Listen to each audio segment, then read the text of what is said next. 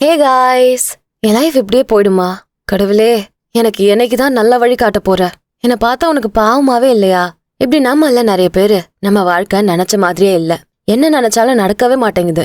எவன் கண்ணு வச்சானே தெரியல. கால் வைக்கிற இடமெல்லாம் கண்ணி வெடி வைக்கிற மாதிரி ஏதோ ஒரு பிரச்சனை வாழ்க்கையில வந்து என்ன முன்னேற விடாம தடுத்துருது. இதுக்கெல்லாம் ஒரு எண்டே இல்லையான்னு யோசிக்கிற அளவுக்கு பல பேரோட நிலைமை இருக்கும்.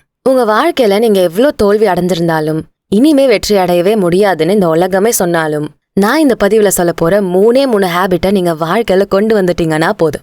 எப்படிரா அப்படின்னு எல்லாரையும் ஆச்சரியப்படுத்துற மாதிரி உங்க வாழ்க்கைய சரி பண்ணி உங்க கனவு வாழ்க்கைய வாழ முடியும். அதுக்கு நீங்க பண்ண வேண்டியதெல்லாம் ஒண்ணுதான். இந்த பதிவை முழுமையா கேளுங்க. உங்க வாழ்க்கைய கண்டிப்பா நீங்க சரி செய்ய முடியும். வீடியோக்குள்ள போறதுக்கு முன்னாடி நம்ம சேனல் ஆடியன்ஸ்க்கு யூஸ்ஃபுல்லா இருக்கக்கூடிய ப்ரமோஷனல் கான்டென்ட்ஸ் பண்ணணும்னா கீழே டிஸ்கிரிப்ஷன்ல இருக்க இன்ஸ்டாகிராம் இல்ல இமெயில் ஐடியை கிளிக் பண்ணி எங்களை கான்டாக்ட் பண்ணலாம். ஃபைன்.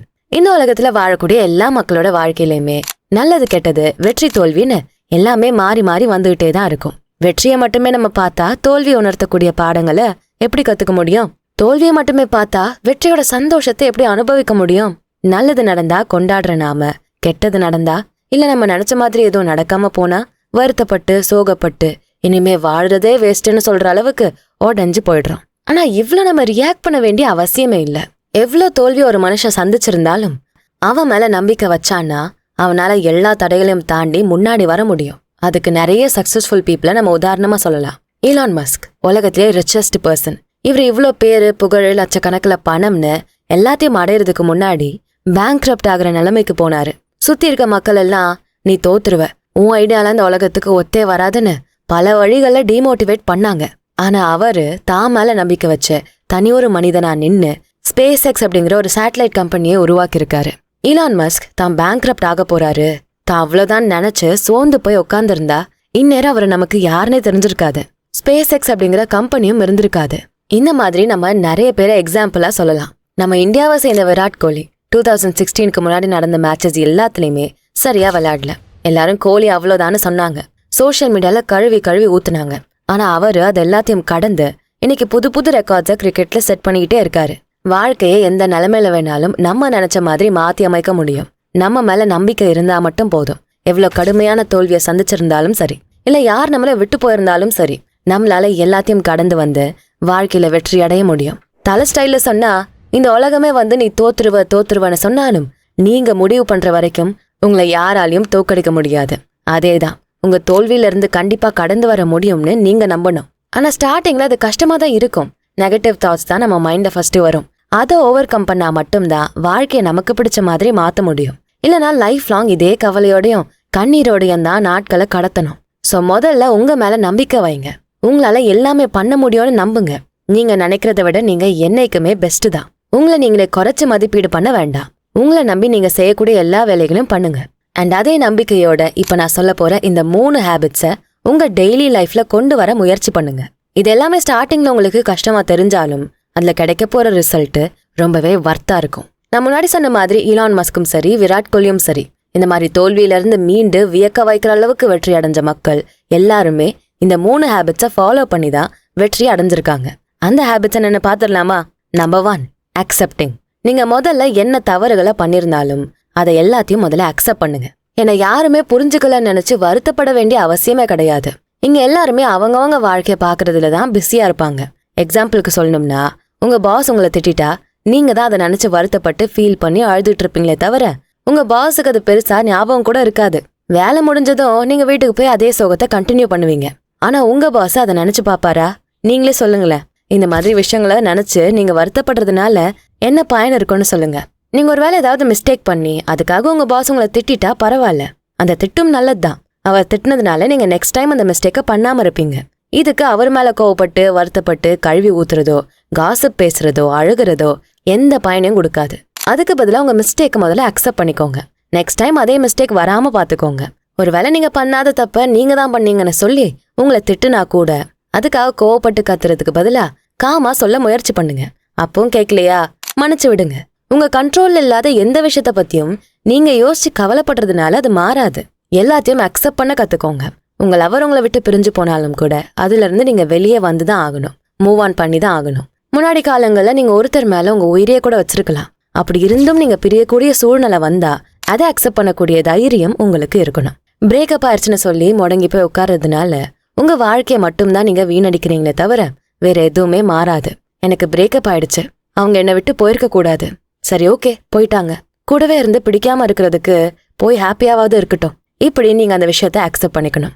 இந்த மாதிரி நீங்க சந்திக்கக்கூடிய தோல்விகள், மத்த மக்கள் உங்களை ஹர்ட் பண்ற மாதிரி பேசக்கூடிய வார்த்தைகள், மக்களோட பிரிவுகள்னு எந்த பாதிப்பும் உங்க வாழ்க்கையில இருந்தாலும் அதை முதல்ல நீங்க அக்செப்ட் பண்ணிக்கணும். இந்த அக்செப்டன்ஸை நீங்க தினமுமே ஃபாலோ பண்ணணும். தினமும் உங்களுக்கு பாதிப்பை உருவாக்கக்கூடிய விஷயங்கள் ஏதாவது ஒன்று நடந்துகிட்டே தான் இருக்கும். அது எல்லாத்தையும் நினைச்சு நீங்க குழம்பிக்கிட்டே இருந்தீங்கன்னா உங்களால வாழ்க்கையில அடுத்த இலக்க நோக்கி போகவே முடியாது. சோ உங்களுக்கு மகிழ்ச்சியை கொடுக்காத விஷயங்கள் என்ன நடந்தாலும் அதை எப்படி நமக்கேத்த மாதிரி மாத்திக்கலாம்னு யோசிச்சு புத்திசாலித்தனமா செயல்படுங்க. நம்ம எல்லாருக்கும் ரொம்ப பிடிச்ச ஹாரி பாட்டர் கதையை எழுதினவங்க J.K. ரவுலிங். இந்த புக்கை எழுதுறதுக்கு முன்னாடி பல ரிஜெக்ஷன்ஸை சந்திச்சாங்க. எங்கேயுமே அவங்களோட ஹாரி பாட்டர் புக்கை பப்ளிஷ் பண்றதுக்கான வாய்ப்பே கிடைக்கல. அதை நினைச்ச வருத்தமோ கவலையோ அவங்க படல. வெற்றி அடையணும்னா ரிஜெக்ஷன்ஸை சந்திச்சுதான் ஆகணும். இதை அக்செப்ட் பண்ணாதான் நம்ம புக்கை பப்ளிஷ் பண்ண முடியும்னு நினைச்சு இன்னும் நிறைய இடங்கள்ல தன்னோட புக்கை பப்ளிஷ் பண்றதுக்காக அப்ரோச் பண்ணாங்க. ஃபைனலா அவங்க புக்கு பப்ளிஷ் ஆகி நியூயார்க் டைம்ஸோட பெஸ்ட் செல்லிங் புக்கா எல்லாரையும் ஈர்த்துச்சு. சோ உங்களுக்கு நடக்கக்கூடிய கெட்ட விஷயங்கள் எல்லாத்தையும் முதல்ல அக்செப்ட் பண்ண கத்துக்கோங்க. அக்செப்ட் பண்ணா மட்டும்தான் அடுத்த ஸ்டெப் எடுத்து வைக்க முடியும். அடுத்து என்ன பண்ணலாம்னு யோசிக்கவே முடியும். சோ என்ன கவலை வந்தாலும் அதை அக்செப்ட் பண்ணிக்க கூடிய ஹேபிட்டை வளர்த்துக்கோங்க. அடுத்து நம்பர் 2, ஜர்னலிங். நம்ம மைண்ட்ல கோடிக்கணக்கான எண்ணங்கள் தினமும் வந்துகிட்டே தான் இருக்கும். அதுல நல்ல எண்ணங்களும் இருக்கும், கெட்ட எண்ணங்களும் இருக்கும். நல்ல எண்ணங்கள் நமக்கு எவ்வளவு நன்மைகளை தருமோ அதை விட அதிகமா அந்த கெட்ட எண்ணங்கள் நம்ம வாழ்க்கையில பாதிப்புகளை உருவாக்கும். கெட்ட எண்ணங்களோட பாதிப்பை கம்மி பண்ணணும்னா நமக்கு வரக்கூடிய எண்ணங்களை நோட் பண்ணணும். அதை கவனிச்சு பார்த்தா மட்டும்தான் அதை நம்மளால கண்டுபிடிக்க முடியும். இன்னைக்கு இருக்க காலகட்டத்துல இந்த கெட்ட எண்ணங்கள் ஈஸியா நம்ம மைண்டுக்குள்ள வந்துடும். அதுக்கு நம்ம கையில இருக்க மொபைல் போனே போதும். எவ்வளவு பிஸியான நாளா இருந்தாலும் 1 மணி நேரமாவது நம்ம மொபைல் போனை யூஸ் பண்ணிக்கிட்டே தான் இருக்கும். அப்படி நம்ம யூஸ் பண்றதுல நல்ல விஷயங்களுக்காக இருந்தா பரவாயில்ல. அவன் என்ன போஸ்ட் போட்டிருக்கான், இந்த ஹீரோக்கு யார் கூட அஃபேர் இருக்கு, இந்த ஹீரோயினே அதுக்குள்ள ஹஸ்பண்டை டிவோர்ஸ் பண்ணாங்க, இப்படி பார்த்து நமக்கே தெரியாம நம்ம லைஃபோட நம்ம கம்பேர் பண்ண ஸ்டார்ட் பண்ணிக்கிறோம். இந்த மாதிரி கம்பேர் பண்ணி நம்ம வாழ்க்கையில ஸ்ட்ரெஸ் தான் வருமே தவிர ஹாப்பியா இருக்க முடியாது. இதை அவாய்ட் பண்றதுக்கு சோஷியல் மீடியாவை யூஸ் பண்றதை கம்மி பண்ணிக்கோங்க. யார் கூடயும் உங்களை நீங்க கம்பேர் பண்ண வேண்டாம். நீங்க வர்த்து தான். உங்களுக்கு நீங்க வர்த்தா இருந்தா போதும். நீங்க கம்பேர் பண்ணிக்க நினைச்சீங்கன்னா தினமும் உங்க கூடவே உங்களை கம்பேர் பண்ணுங்க. நேத்து இருந்த உங்க டே கூட இன்னைக்கு நீங்க கம்பேர் பண்ணலாம். ஸ்டூடெண்ட்ஸா இருந்தீங்கன்னா லாஸ்ட் எக்ஸாமோட மார்க்கோட இந்த எக்ஸாம் மார்க்கை கம்பேர் பண்ணலாம். அடுத்தவன் என்ன பண்றான், அவன் எவ்வளவு மார்க் வாங்கியிருக்காங்கிறத பத்தி யோசிக்கிறத விட்டுட்டு உங்க கூட நீங்க கம்பேர் பண்ணி உங்களை எப்படி முன்னேற்றி கொண்டு போலான்னு யோசிங்க.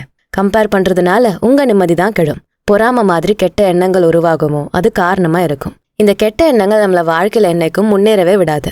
சோ உங்களோட உண்மையான வார்த்தை என்னைக்குமே குறைவா மதிப்பீடு பண்ணாதீங்க. உங்களை தாழ்வா நினைக்காதீங்க. உங்க மதிப்பை குறைச்சு மத்தவங்க கிட்ட பேசாதீங்க. இதுக்கு நீங்க அஃபர்மேஷன்ஸை தினமும் பயிற்சி பண்ணலாம். அஃபர்மேஷன்ஸை உங்க லைஃபுக்கு ஏத்த மாதிரி எழுதி வச்சு அதை நீங்க ஜர்னலிங்கும் பண்ணலாம். இது உங்களுக்கே ஒரு நம்பிக்கையை கொடுக்கும்.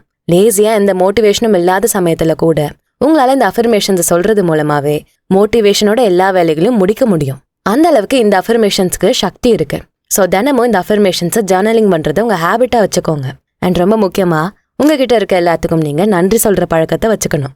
நன்றி உணர்வு உங்க மைண்ட்ல இருக்க கெட்ட எண்ணங்களை அழிச்சு பாசிட்டிவான எண்ணங்கள் உருவாக காரணமா இருக்கும். என்கிட்ட இது இல்ல அது இல்லன்னு நினைச்சு வருத்தப்படுறதை விட்டுட்டு உங்ககிட்ட இருக்கிற எல்லாத்துக்கும் நன்றி சொல்லுங்க.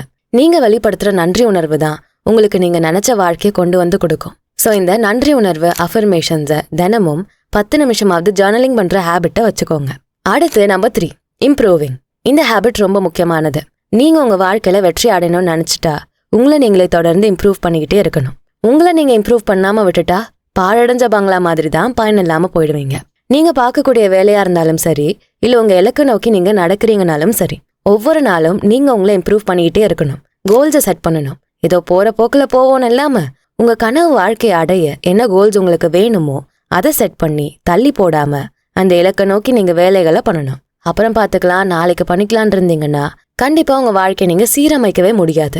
நீங்க என்ன கனவுகளை வச்சிருந்தாலும் சரி, அது எவ்வளவு பெரிய கனவா இருந்தாலும் அதுக்காக நீங்க தினமும் உங்களை இம்ப்ரூவ் பண்ணிக்க தயாரா இருந்தீங்கன்னா கண்டிப்பா உங்க வாழ்க்கையில நீங்க நினைச்ச மாதிரியே வெற்றியை நீங்க சீக்கிரமே அடைய முடியும். உங்க வெற்றியை நோக்கி எடுத்து வைக்கக்கூடிய ஒவ்வொரு அடியும் மெஷர் பண்ணுங்க. எல்லா ப்ராசஸையும் ட்ராக் பண்ணுங்க. நீங்க பண்ற எல்லாத்தையும் ட்ராக் பண்ணா மட்டும்தான் உங்க இலக்கை நோக்கி நீங்க சரியா போறீங்களா இல்லையா அப்படின்னு தெரிஞ்சுக்கவே முடியும். ஏதாவது தவறுகளை நீங்க பண்ணி ட்ராக் மாறி போனீங்கன்னாலும் உங்களால ஈஸியா அதை தெரிஞ்சுக்கிட்டு கரெக்டான ட்ராக்கை நோக்கி திரும்ப போக முடியும். நீங்க என்ன செயல்களை பண்ணாலும் சரி, அரைச்சமாவே அரைக்காம புது புது இம்ப்ரூவ்மெண்ட்டை அதுல கொண்டு வாங்க. அப்பதான் சீக்கிரமாவே இப்ப இருக்கிற வாழ்க்கைய உங்களுக்கு பிடிச்ச மாதிரி மாத்தி சந்தோஷமா வாழ முடியும். என்னதான் இந்த 3 ஹேபிட்ஸை உங்க வாழ்க்கையில நீங்க கொண்டு வந்தாலும் கன்சிஸ்டன்சி அப்படிங்கிற ஒரு ஹேபிட் இல்லைன்னா எதுவுமே பெரிய பயன்களை கொடுக்காது. எந்த ஹேபிட்டை நீங்க உங்க வாழ்க்கையில கொண்டு வரணும்னு நினைச்சாலும் அதை கன்சிஸ்டன்டா பண்ண பாருங்க. கன்சிஸ்டன்டா பண்ணணும்னா ஸ்டார்டிங்லேயே பெரிய ஹேபிட்டை கொண்டு வராம சின்ன சின்ன ஹேபிட்டை முதல்ல கொண்டு வாங்க. ஒரே நாள்ல வாழ்க்கைய மாத்தணும்னு நினைச்சா அது எப்படி முடியும்? அதுக்குன்னு போதுமான அளவு நேரத்தை நீங்க கொடுக்கணும். நீங்க இப்போ உங்க வாழ்க்கையில என்ன நிலைமையில இருந்தாலுமே இந்த 3 ஹேபிட்ஸ் உங்க வாழ்க்கைய சரி பண்ணி வெற்றி அடைய வைக்க உதவி பண்ணும். கண்டிப்பா முயற்சி பண்ணி பார்த்துட்டு உங்க எக்ஸ்பீரியன்ஸஸை கமெண்ட்ஸ்ல சொல்லுங்க. இந்த பதிவு உங்களுக்கு பயனுள்ளதா இருந்திருக்கும்னு நம்புறேன். இந்த வீடியோ உங்களுக்கு பிடிச்சிருந்தா இதுக்கு ஒரு லைக்கை போட்டுட்டு உங்க ஃப்ரெண்ட்ஸ் அண்ட் ஃபேமிலிக்கு ஷேர் பண்ணுங்க.